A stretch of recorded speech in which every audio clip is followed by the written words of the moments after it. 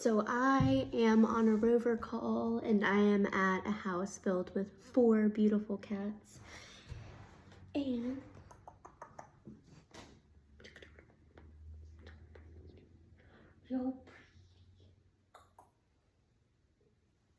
And they're all coming to me right now. Say hello. Do you want to come here too? One by one, and the lion's in the back.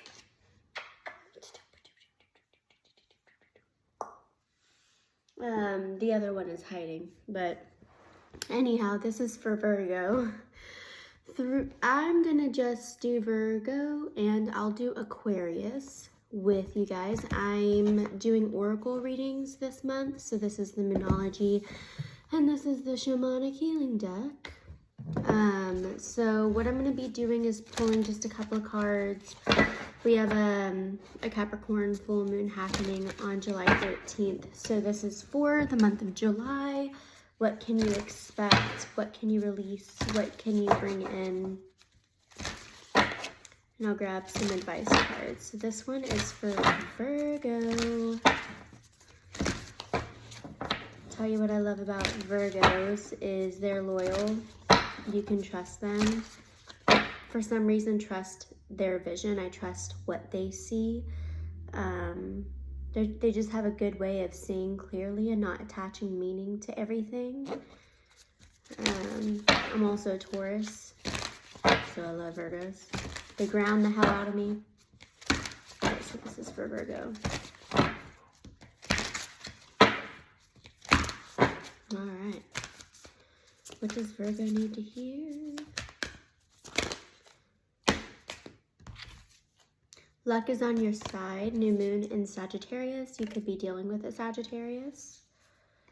Work through your fears. I keep throwing the cards. New moon in Scorpio. A lot of new moon energy. So it's almost like a reawakening. You need to purge out fears. It's almost like you might be blocking things from coming in. I am a holistic health practitioner, and so when it comes to full moons have a lot to do with the small intestine and digesting information and then being able to work through fears. It's very visceral, very gut, very bacterial focused. So how can we purge out and detox those things? So how can we get the digestion to start, to activate, to work, to function? But then the new moons are like the large intestine. You've digested these things, but you haven't processed them. You haven't been able to compartmentalize what you've digested and directed it where to go to create room for more food, more experiences, more emotions. And so I know that's super deep, but the new moons here, Sagittarius and Scorpio, so it's almost like, sure, you're good at digesting things, but are you good at compartmentalizing them, putting them where they need to go, being focused and directional? So work through your fears and luck is on your side. So I feel that I feel like maybe you think you get the short end of the stick, or maybe you feel that things aren't going to work out in your favor. You could be paranoid, but it doesn't look like that's real. Show the world the real you. Full moon in Aquarius. New moon again in Pisces. Meditate and contemplate. And another new moon in Libra. A new romantic cycle begins. A lot of new moon here, only one full moon. So the signs we have are Libra, Pisces, Aquarius, Sagittarius, and Scorpio. And so, you okay? Okay.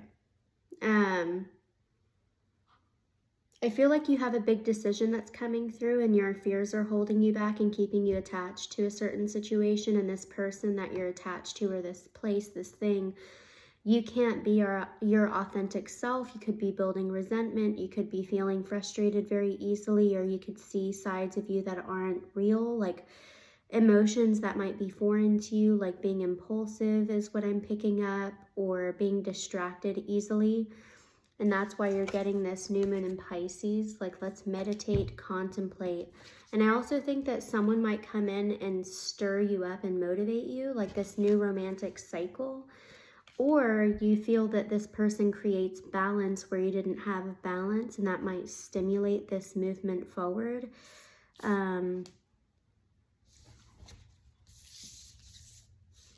I feel like you have even whenever I saw luck is on your side, work through your fears, I feel that you have a big decision to make, even though it's not saying this. But I think that you're moving into a space. If you're in a relationship, I think that your relationship is going to be ascending over this next cycle, because you get some retreat time and you're able to focus on your diet. You're able to focus on yourself. You're not giving so much. You're listening to your gut. You're really just focusing on your health, and you're working on not overexerting yourself. But if that's not you and you are overexerting yourself, I think there might be a decision to walk away from something that you feel viscerally is not good for you, and it's affecting your physical health, mental health, emotional health, and you decide to walk into something completely different. So something more harmonious, someone that's on the same page as you. You might feel right now that you're stuck to something that will never be on the same page as you. And so this perfectionism comes out, this frustration and impulsivity, and this thing where you have to prove yourself comes out. So I'm getting both sides of the story. But you definitely have some fears to work through. I would focus on therapy for the small intestine. I would get lymphatic massage. I would just kind of focus on the left side of the body. Sorry, the right side of the body, because the right side is where the small intestine is. It's where things come up and they move forward. They move over to the left side. So focus on the right side of the body. Focus on your movement. Right now you need to slow down. You need to focus on your physical health, your mental health. You need to focus on your gut bacteria. I know that sounds weird, but it's very important. There's that saying that some people think with their gut and some people think with their brain. Or you have both brains. So these are specifics for Virgo. I feel like I turned this into a super weird reading, but this is me. This is summer. I keep seeing perception. So the fact that you got luck is on your side, work through your fears, meditate and contemplate, and show the world the real you. You're holding yourself back. You're afraid of your shadow side. You're afraid of being rejected and guilt and shamed from being weird, or from just doing things that you think would be rejected. It has nothing to do with other people. But I am picking up for a small portion of you, it's other people that are holding you back and they reject you, which is why you stay in this cycle. But there is, you have a lotus on the bottom, so a flower blooming, and then you have the duality symbol on the top. So it's about seeing your shadow and your light, and seeing the cause and effect of your actions, and not putting so much blame on yourself, and being able to allow other people to have and take responsibility for their own actions, or vice versa, not putting the blame on someone else and allowing yourself to take responsibility for certain actions.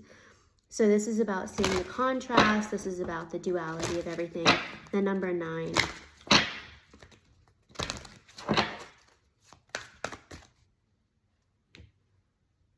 Hold on.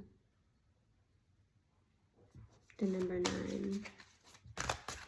The number 9 is often about independence, singlehood. It's about abundance, but it's also about when you receive ultimately for yourself, and the last portion, like the last 10 or 20%, goes to other people. So the focus is entirely on you, and it does embody certain levels of selfishness, but ultimately it's because you're trying to get your power back. And so when I look at this perception card and I think of the duality and this, this contrast, ultimately you're making sure that you're not sacrificing you before you see this duality. You're giving yourself so much love, so much recognition, and so much reason before you decide to see the other person's side. And I feel like I'm saying that wrong, but what I'm saying is like, if you have a service that costs $200 and someone says they can't afford it, but you feel bad or whatever the reason may be, you first stand firm and you're like, this is my price. And then you come up with some type of reason to lower your price for them, but you're not sacrificing yourself first. You're not like, oh, okay, well, I'll lower my price. And then you hope they give you a tip and then they never give you a tip. Maybe you go into it and you're like, okay, well, we can lower the price, but guaranteed gratuity is 35%. I don't know. And now you're like, okay, well, now I know I have accomplished what I want by setting my ground rules, and this person will meet me where they can meet me. And if they don't, they don't. And so you've still, instead of sacrificing, you just met them where you met them. I hope that makes sense. I'm just trying to like put it into perspective because this is the perception card for you. Teaching. That's interesting. I'm strongly feeling that the way that you communicate with people is going to be shifting because you're not going to be coming from a place of blame or rejection, or you're not going to feel like you have consequences or that I feel like there's this, I wouldn't say victim per se, but I would say that there's this harshness that you hold on yourself, like this high expectation. And when you talk to certain people, they can hear that they are also held to this expectation, but it might not be their personality, and so you might have people running away. But this cycle that you're shifting into, this next moon, is going to allow you to talk to people, to bring people to you so that maybe you can help shift them. But it all is through your own communication style. Going back to like that example, if someone comes to me and I am offering a service that's $200 for the service, and they say they can't afford it, but they really desire it, and I've seen them before, we have rapport, right? I will say, I understand the hardship, but if we decrease the amount to 150, gratuity is guaranteed, or gratuity has to be included at whatever percentage. So now you have in your mind, no matter what, you will be making this amount. And so you've taken care of yourself, and then this person, they can decide whatever they want to decide. So they still got what they wanted, and so did you. Instead of saying, okay, well, you tell me what you think I'm worth, and then you may tip me or you may not tip me. Not that you would say that, but at the end of the day, instead of it ending up being 200, you might only get 100. And so if you go to this person and tell them your rule, people are like, I got an option. Sounds reasonable. And now you're teaching other people how they can stand up for themselves. Like, no, I'm not going to completely sacrifice and give you everything that's outside of what I'm asking, but I will give you an option, which is such a wise way of going about certain things. So this entire cycle is, I feel like it's wising you up from this wounded healer, wounded warrior person where, you've been hurt so much and you've been faced with a lot of shadows from other people, and it's forced you to see your own shadows, and it's almost like you've lived an adversarial life in particular way. I'm speaking to somebody specific, I feel, but it's almost like you have to be able to contemplate and compartmentalize certain things and not put everything in a box. They are a bad person because they do this and they make me feel guilty, so they are always bad.